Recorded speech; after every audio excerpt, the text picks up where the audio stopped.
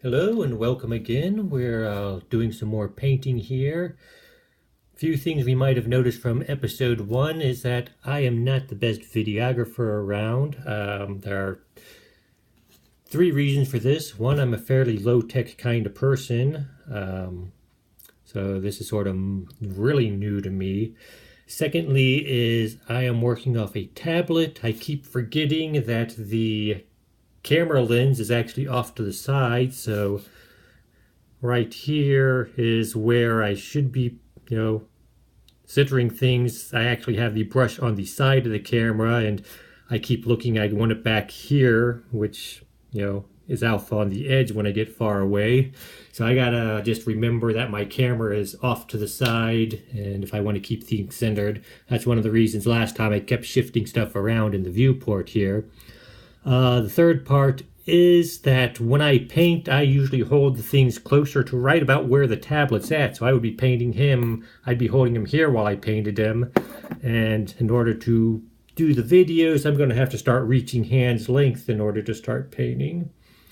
But these are just a few spiders which are here to give you nightmares and or demonstrate what some finished products may look like. But we were starting with our witch and our little minotaur creature.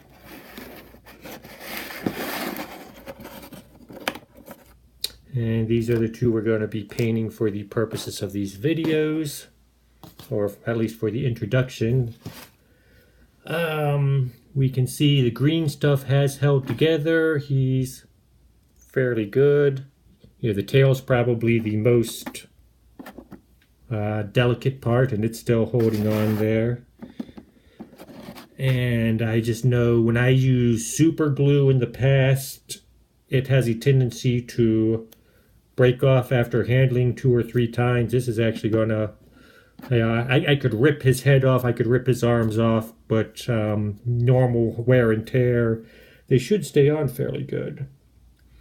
So our first step here is sort of deciding what our color scheme is. There are times when I'll just sit down and start painting and not even think about it. There are other times when, like today, I'm going to think about it a little more just because, especially if you're new to this, it's a good idea to have a plan in mind. So him, let's move her away and get him closer. Most animals, they have like their stomach's lighter than their back, and I know he's not really an animal, he's sort of a human type animal, anthropomorphic animal, I guess. So I'm going to use 2 different colors for him. I'll use a lighter brown for the stomach, and I'll probably a tanned leather one just because he's a cow type creature. And then I'm going to use a darker tone for the outside. He's got some hair on the back there. I will use probably a little more darker even on the hair. He's got a little loincloth that I can make up any color. It really doesn't matter so much. His weapon, metal for the blade, wood for the handle. His horns, I will probably use sort of a grayish flesh tone. This guy, he's actually got human-like feet, as opposed to usually when I'm... there goes the tail. Okay, usually on a minotaur, they will have hooves for some reason, so I might do a little more flesh tone as I get closer to the hands and feet, just because they gave them slightly more human features. It's still going to be tan skin or tanned leather-like. It's not going to be complete human flesh tone. For her staff has a little heart on the end, so she is the love witch. So I'm going to make her, a little more, not dark, brighter colored outfits, fairer skin, just more of a friendly love witch as opposed to the evil witch. So his tail, like I said, his tail came off. I will fix that later on, but I can actually start painting him before I do that. So I mentioned I would get some, where are my browns? That's copper, there's a brown, there's a darker brown, that's earth brown. I know I've got a tanned leather in here somewhere. Skin shadow. Nut brown, that's a nice dark brown. And this is, again, I sort of have built up a collection over time. Oiled leather, there's a good one. And leathery brown. So, one thing about this, before we actually start painting, where's my palette?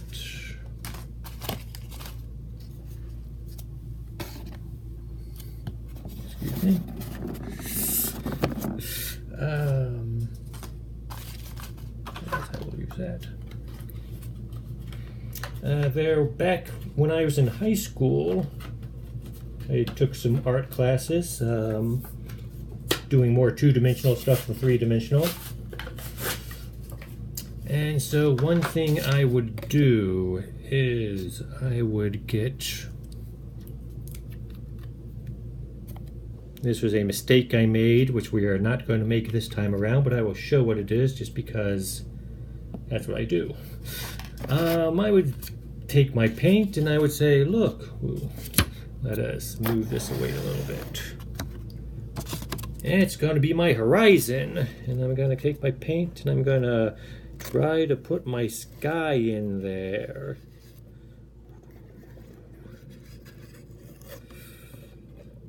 And do the sky. And what I would end up with would be this sort of tacky little, I'd get the ground looking good, I'd get the sky looking good, but the area in between them, we'd get this tacky little thing with little bits of paper, unpainted paper showing through. And even as much as I tried to get those, it would still look somewhat tacky. And what I should have been doing all along, wash this off, I should have just said, hey, there's my sky. And I'm going to take my green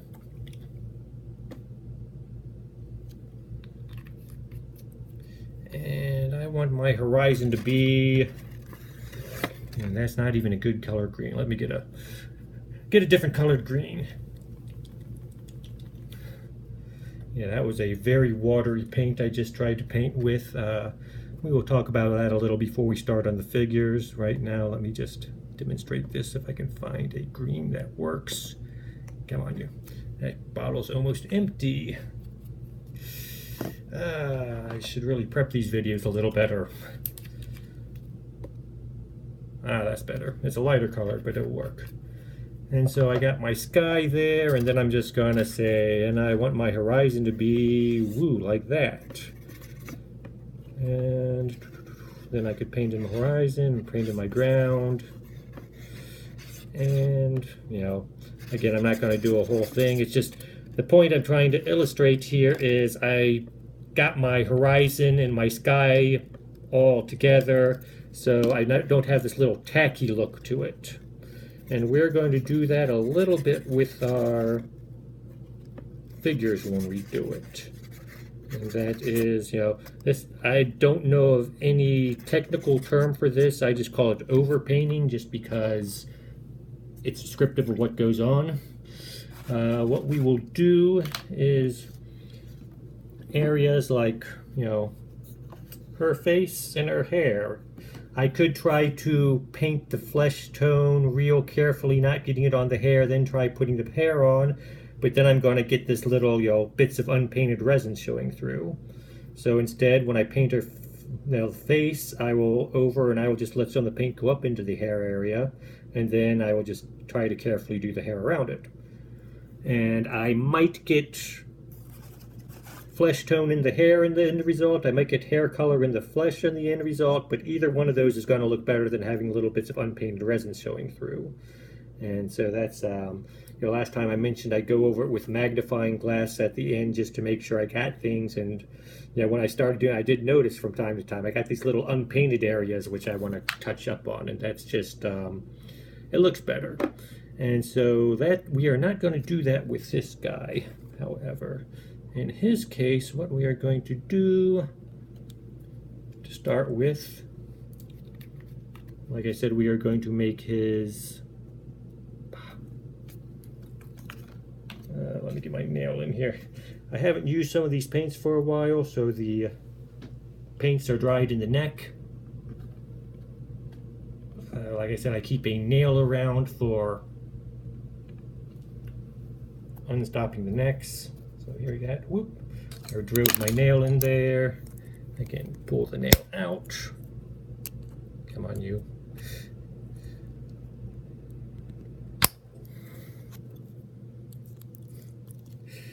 Yeah, this one's really stuck in there. And one thing also, you noticed when I tried doing my demonstration, I had that one oily green. That's because these are like other normal paints. They separate if you let them sit long enough, so you just gotta, when you pick it up, you gotta shake it a few times just to get the paint to mix, and I didn't shake the other one enough. There we go, that comes out. That's sort of a nice light colored brown. And I'm going to take my darker brown. I'm going to put some of that on my palette too, because we're going to be using that later. And I might have to, again, haven't used this one in a while either, so I gotta get this one open.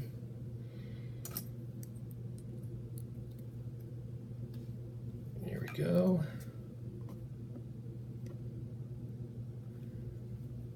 So pull this a little closer so we can see him a little better. Pull my palette to where we can see it. I got my two colored browns here. Get that in the center. And I'm just going to take my light brown. And like I said, we want sort of his chest and abdomen. Have some of that on. Let's. And this, like I said, this is one of the reasons I picked this figure, is because we got to do a little bit of reaching around with the brush, and you know, you're going to have to do that with some figures, and so we just want to test and make sure we can. This paint, it'll usually dry fairly quickly, so we don't have to wait too long. You can, if you mix too much water with it, it might get harder to do. But then we're going to take my darker brown and mix a little bit of that in with the lighter brown here. And we're just going to sort of go a little bit overlapping where we painted before. And we're going to work outward a little bit. Then we're going to take a little more darker brown, mix it in with the lighter brown. And we're going to overlap out a little more going around. And basically we're just going to darken him as we go around. By the time we reach his sides, hopefully we will be using all dark brown color. And then we can just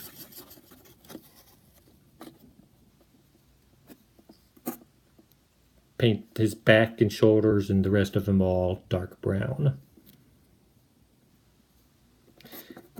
Yeah, again, this whole video setup, you're seeing the bottom of him more than anything because I have a tendency to turn him up in order to see what I'm doing.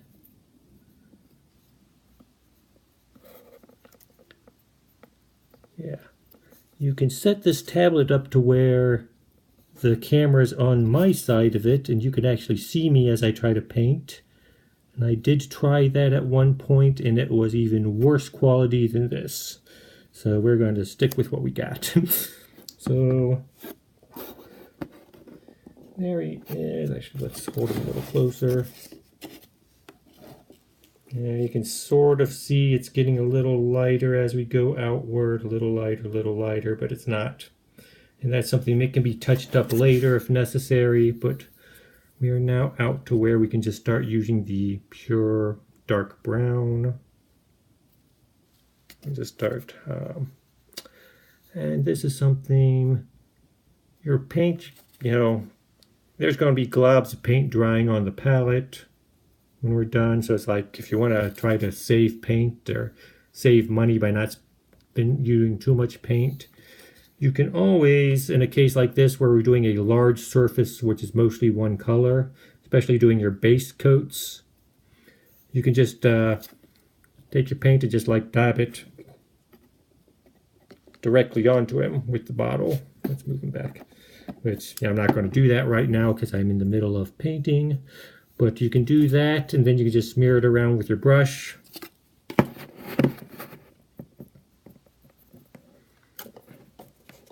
And actually, we can do that because I'm running out of stuff on my palette.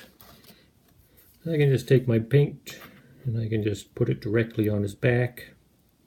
Again, make sure I'm using the right tone of brown because otherwise I would have to go back and do it over again.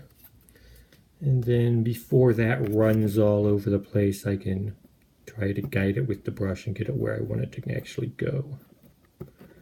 Again, his tail fell off. I'm going to have to replace that. That'll get done between episodes once more. Might go back and paint it just to have it done, because you don't really have to see me painting his tail. I mean, you know it's going to be back. You know what I'm going to be doing with it. It's not going to be doing anything fancy with it. Again, this is where we want to just sort of turn them on all sides. Hands getting in the way. And you can see there's more white that we want to cover. Smear a little of this on my brush. And again, like I said, this figure, I picked it specifically because we do have to reach around and get all these little nooks and crannies.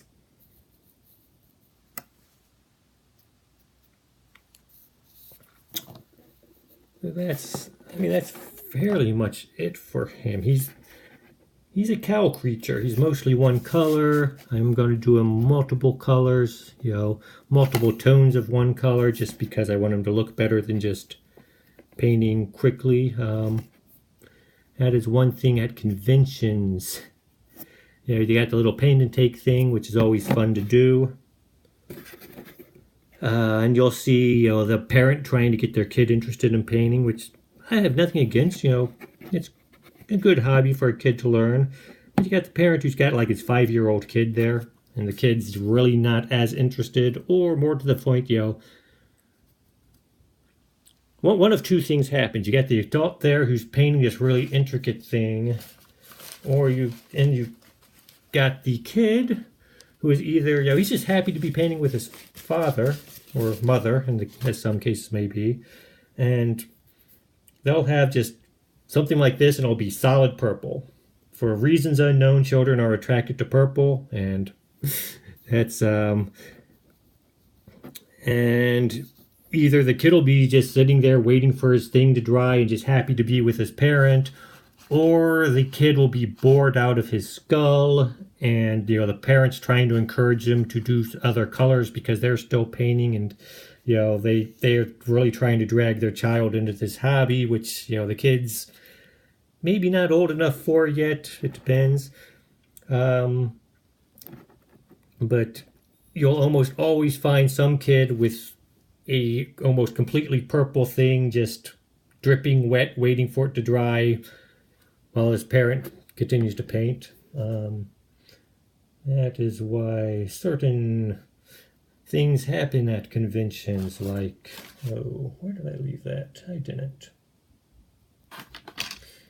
Yeah, it's not unusual to find a paper plate with a big glob of purple on it, because again, parents took their kid there, tried to teach him a hobby.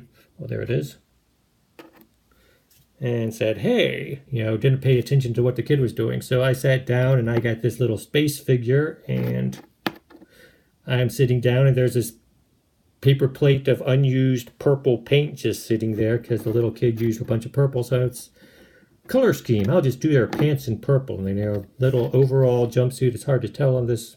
Well, there we go in the light. And it's like, that was not originally what I was planning on when I sat down and started painting, but didn't want to waste paint. The paint and take guys at the convention, they're spending their own money, and so that we can have fun. and, wasting paint doesn't help with that. Okay, we're going to do a quick splash on the eyes here, just because that's something that's easier to do.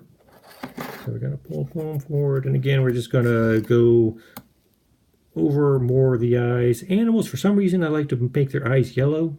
Don't ask why. I have no clue. It's just something I always do.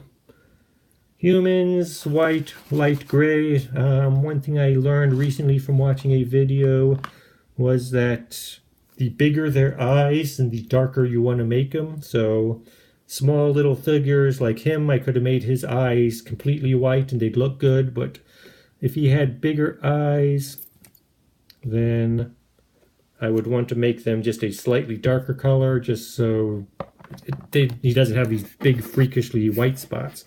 So her, I get this slightly, this is called ghost white. It's almost white, but not quite entirely. And I'm just gonna smear those over her eyes. Again, the area around the eyes I'm going to be painting again with flesh tone, so it's okay if I don't stay within the lines on this. And in the long run, it will actually look better.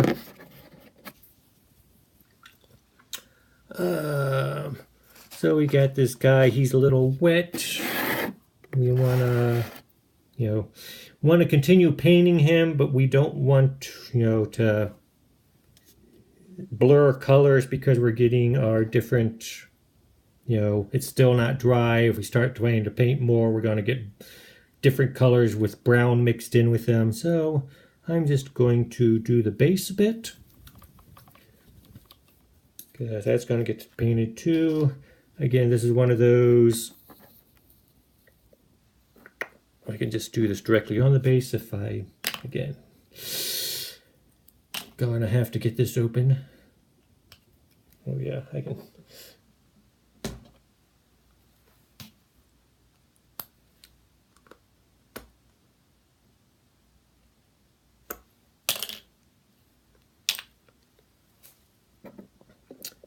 And this is one you sort of want to do the base, or get a base color on the base at least before you do the feet, just because if you try to paint the base around the feet, then you're going to end up getting color on the feet after you've painted them.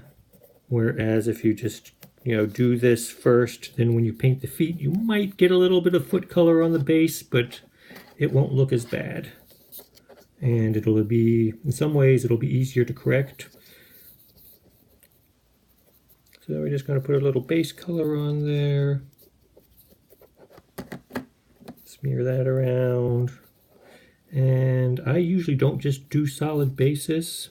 For painting bases, like I said, there's a fancier way to do bases, which I am not going to do in this video. I'm just doing these very basically, pun intended. But I will go back with like another layer of gray on this, a different colored gray, and do some splotching effects just to give it a little bit of texture, a little look.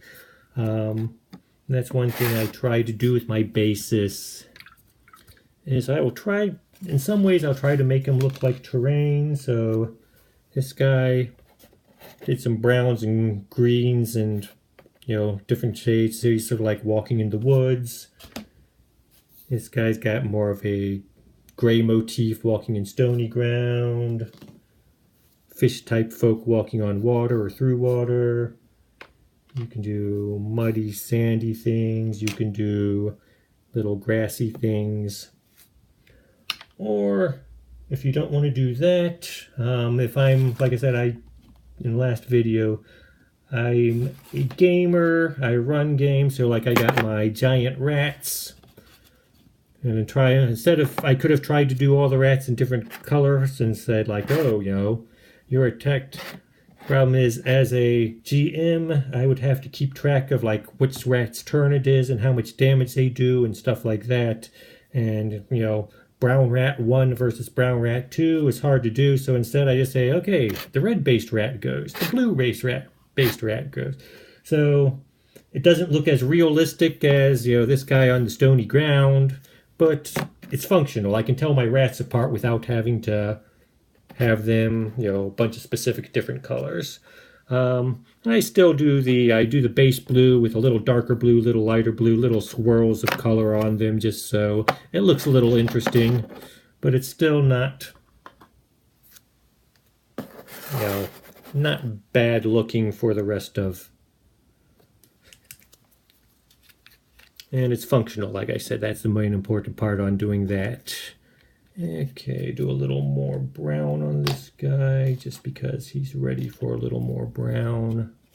And I'm seeing, that's one thing, these are very liquid paints, so as you're waiting for them to dry, they will run, gravity will pull them down, so you might paint something and it looks real good, and then look, before it's completely dried, see bits of resin showing up through the top of them, just because, again, they're liquids. Gravity's going to pull them down. So before it's dried completely, you may have to go back, or rather after it's dry, you may have to go back and touch up a few spots. Make sure that you're getting coverage where you didn't have it before.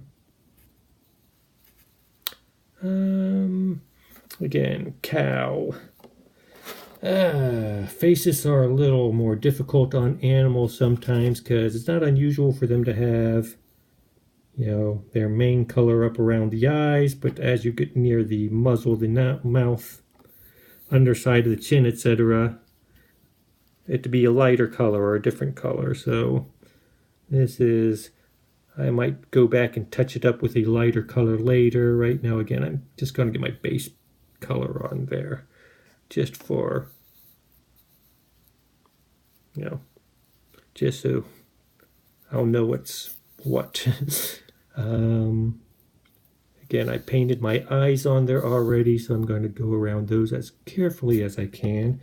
One thing to do there is to find the color of the eye, put your brush up against it, then brush away from the eye. Or you might want to just do it along the edge of the eye, whichever is easiest for you. That's going to depend a bit on what brush you're using. And this is, I mentioned there are two kinds of brushes generally used, flat tip and pointy. And in both cases, every brush is a little different. So know your brushes. When you paint with one for a while, you may realize, oh, this one needs, I can't do outlines with it as well because the point doesn't always get as well. Or, another brush you might say, okay, this one I can do outlines with. Yep. Yeah, in this case, I'm probably going to have to go back and put another dab in his eye because I just very seriously blocked over it. This is how much detail you want to do is up to you. There are times when I don't do the eyes at all. There are times when I would look at that little blotch and say, that's still good enough. I can save that with something else. Or, unfortunately, this guy, he's a cow creature. He's got a weapon. He's mostly the same color. So that eye being, that eye can be saved. I still have to do a little outline. This eye, I'm going to have to go back and put a little more yellow in there. And it's going to stand out because there's not a lot of other details on him to draw your attention away from the fact that I messed up that eye. So that I will definitely go back and correct later. Other than that, you got someone with a sword and rubies on the sword and 50 things hanging from their belt and a fancy little design on their cape, and people aren't going to notice if one of the eyes is a little imperfect. We'll go ahead, we'll paint that. There's this tail hole, which, like I said, I'm going to put the tail back in later, but I'll paint around it now just so I'm not as likely to knock it loose when it's in there next time. We will actually try to get, we don't want too much paint drying in there though, so I will brush away from it as much as possible. And we wash our brush off, we clean them. Make sure, always remember to clean your brushes between, I'm sort of not doing this on camera just because, big paper towel and, a wet brush brushing against it. Not as exciting as the rest of this. And so far, you might have been watching these videos and saying, that's not exciting at all. So we got her. Again, I am going to find the flesh tone. Rosy skin. I'm going to use some. So shake it up.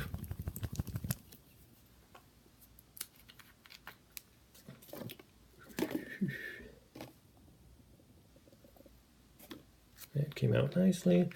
And again, I'm going to do a little overpainting with this. We're going to get some in her hair. We're going to get some on her collar. Because when we go back and we paint her clothing and her hair, we'll be able to go and, just cover over those. Her eyes themselves, I'm going to, I chose her because she is a larger figure, so I can attempt a little more detail in the eyes, which, might fail, might not. I've actually done one of these figures before where the eyes came out fairly well. So I'm hoping, whether or not I can catch it on camera as well is going to be a hard part. But, yeah, another thing, if we had looked closer, they didn't show up as well on the film or on the camera when I held her up earlier, but she actually has eyebrows as well. And I'm going to try to get those. One of them's like under the hairline, so it's not as noticeable. The other one, is outside the hairline, so I will be trying to get those. That was another reason I picked her. She has a little more detail on her. She has an earring on, which, again, you can't see as well, but I will try to get that. But there you can see I did a fairly good job not, getting around the eye without getting in it. Touch that up a little bit. Yeah, you can see I didn't quite get all the area around her eye like I wanted to there. But at the same time, because it's got that little bit of extra white paint around there, it's not as bad as if it was completely unpainted. And yeah, I know white paint as opposed to white resin, it's going to be a little more noticeable in this case, but we're going to want to tip her over. You can sort of see, her chin and all, so I want to make sure I get in there. And that is one thing you do when you do want to paint, is you want to just sort of turn and look at all angles and make sure you got paint, because sure enough, at some point, when you are done with this and you think you've got it all, you're going to hold it at a completely different angle and notice, oh wow, I missed that spot and it just stands out. So, like I said, you just want to make sure you get all the unpainted surfaces painted. So her face is done. A little touch up there. Again, this was a very liquid-like paint, so I'm going to want to watch it, as it dries, make sure it doesn't run and there's not uncovered surfaces. Like, those will most likely appear around the edge of her nose or around her forehead because, like I said, gravity's going to pull the paint downward. But I think that's mostly good. And again, I'll be going back doing her hair,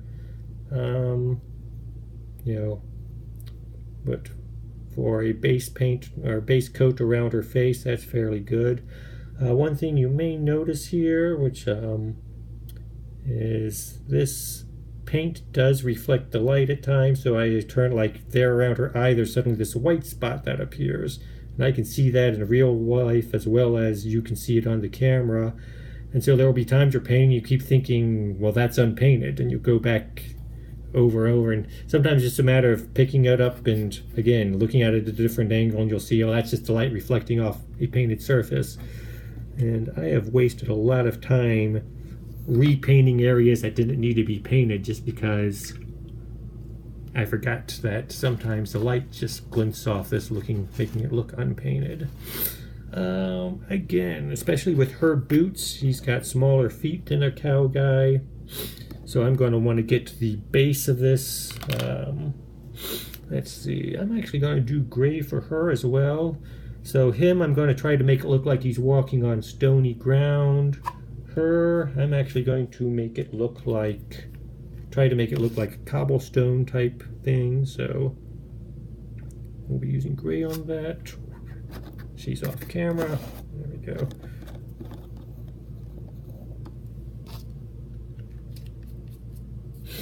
And yeah, like I said, I really haven't picked a color scheme for her other than the fact that they're going to be brighter colors. And, you know, I really don't have to at this point. You know, this is one thing. Let's get her back on camera here.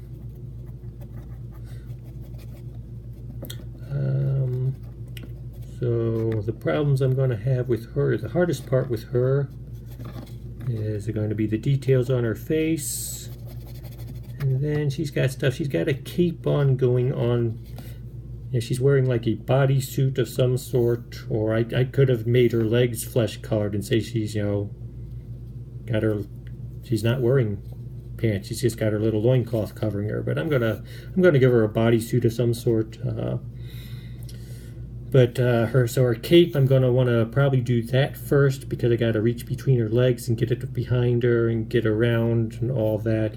I'm putting some gray on her now, but like I said, I'm going to be painting over that. I'm going to want the inside of her cape, then I'm going to do her body, you know, then her little loincloth. Then I can do the outside of her cape. Get her hair. Once I get her hair, I can try to do underneath her hat and just, you know, work basically from the inside out. That way I'm not completely doing things over and over and over again. As I get outward, I'm going to have to make choices. You'll notice I'm holding her by her hat a lot. That's because, as I said, these waters, or these paints, the sweat on your hand can make them come off. All this, you know. So handling them by unpainted surfaces best. You know, people with, or characters that have weapons, usually that's like the last piece I'll paint. That way I can hold them by the sword and I can move them around. And sword's usually only going to be one color, so I can just easily do that later. I can pick it up, hold it by the base, and then do the sword. Then I just wait for it to dry, because smudging the base paint isn't as bad as smudging the paint on the character itself. So there, we've gotten started on these two. Next time around, I will try to prepare a little better, have my paints ready, you know, make sure none of them are dried out in the bottle and I don't have to waste time poking them open. That's how we're going to get started painting. You know, normally I would do either one of these in one setting. You know, we can tell again, like I said, his muzzle, as the paint has dried, he's got a little bit of white showing through. So I'm going to have to go back and do some more on him. As she dries, again, maybe a little of the flesh will have to go back and be done over. But that is it for today. Like I said, normally I would do either of these in one sitting. It would take maybe an hour and a half or so. I'm not going to make you watch me paint these two for an hour and a half straight. But that is it for these two. I will see you again in about a week. We'll have these mostly finished. When I say mostly, I can see again her eyes are already starting to go, so I will touch those up a little as I talk. As we will have them almost completely covered in paint. Then an episode after that, we might go back and do a little detail work on them, do her eyes, do, you know, touch-ups as necessary. I will maybe answer a few questions if anyone has them posted, which there are so many painting videos out there. better quality than this one that I doubt anyone will ask any questions just because I don't look like I know what I'm doing. But that's a decision. Like I said, my purpose here is just as an introduction to a hobby. Hopefully people will like it, they'll get interested, they'll watch better videos, and they'll have fun painting. So that's it for today. I will see you next time. Thank you and goodbye.